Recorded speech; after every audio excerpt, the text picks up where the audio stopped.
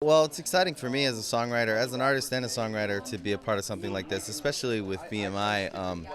They've been so important in my career. Uh, you know, on stage as a performer, writing my own songs, and off stage as a songwriter, writing songs with other people. And for me, um, being a songwriter is something that you can never learn enough, and you can always improve. It's like going to the gym, getting stronger. So for me, being involved with things, not only something like this with BMI, with how I wrote that song, but also going into the BMI offices and talking to, and they're really good at what they do. So for me, just being around the whole songwriting game and the publishing game, I'm always soaking it up. So I'm excited to be here. For me, my kind of rule is a good song is a good song. No matter it doesn't really there's no real genre or style that comes in the production for me.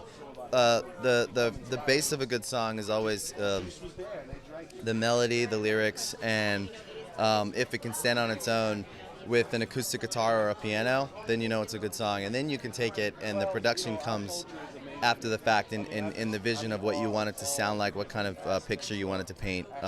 That really comes down to the production. For my own music, it's mostly personal experiences, or how I think it's going to come across live on stage for our fans.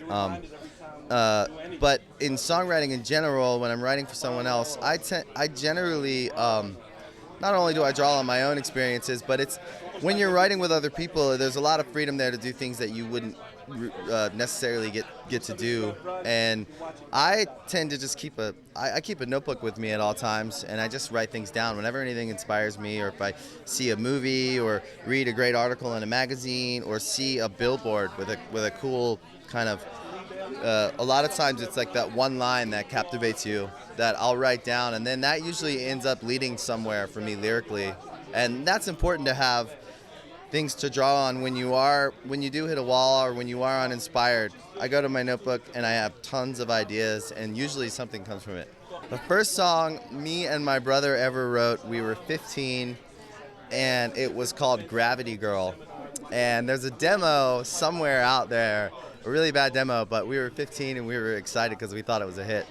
But I'll never forget that. We never really covered music. We always started with writing our own songs. So our early stuff was very kind of basic, but I really liked listening to it because it was pretty pure.